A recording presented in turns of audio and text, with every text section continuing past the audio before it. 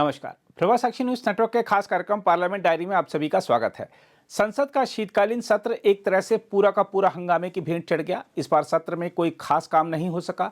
सरकार ने एक देश एक चुनाव संबंधी महत्वपूर्ण विधेयक संसद में पेश तो कर दिया, लेकिन इसे जेपीसी को विचार के लिए भेज दिया गया। इसके अलावा वक्फ विधेयक भी टाल दिया गया। इस सत्र में संविधान पर जरूर चर्चा हुई, लेकिन वह भी आरोप प्रत्यारोप तक ही सीमित रही। सत्र के शुरुआती दिन अडानी विवाद और अंतिम दिन अमित शाह की टिप्पणी को लेकर उठे विवाद की भेंट चढ़ गए।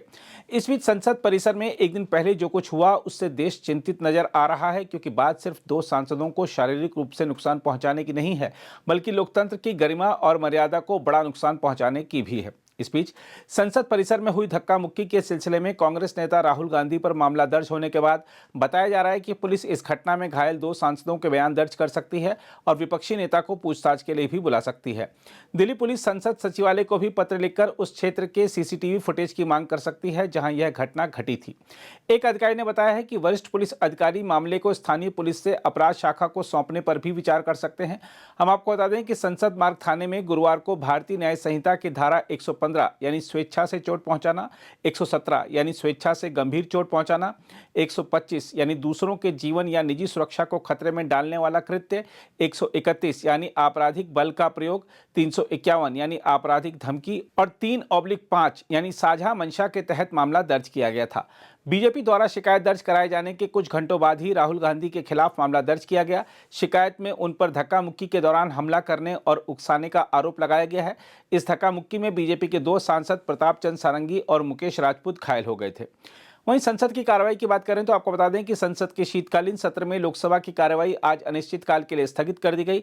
सदन की कार्रवाई सुबह 11 बजे आरंभ होने के बाद कानून मंत्री अर्जुन राम मेघवाल ने देश में लोकसभा और विधानसभा चुनाव एक साथ कराने के प्रावधान वाले संविधान 129वां संशोधन विधेयक 2024 और उससे जुड़े संघ राज्य क्षेत्र विधि संशोधन विधेयक 2024 को संसद की संयुक्त समिति के विचार के लिए भेजे जाने का प्रस्ताव रखा।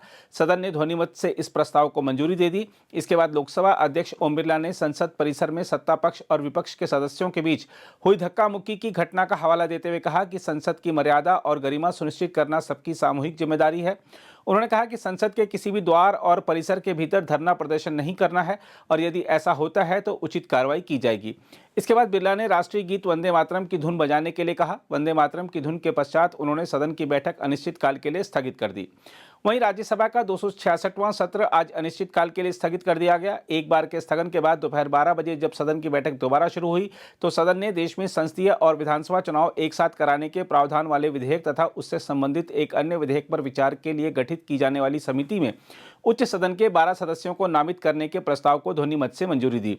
कानून मंत्री अर्जुन राम मेघवाल ने निचले सदन में लोकसभा और विधानसभा चुनाव एक साथ कराने के प्रावधान वाले संविधान 129वां संशोधन विधेयक 2024 और उससे जुड़े संघ राज्य क्षेत्र विधि संशोधन विधेयक 2024 पर विचार के लिए बनने वाली संसद की संयुक्त समिति में राज्यसभा के 12 सदस्यों को शामिल करने का प्रस्ताव रखा।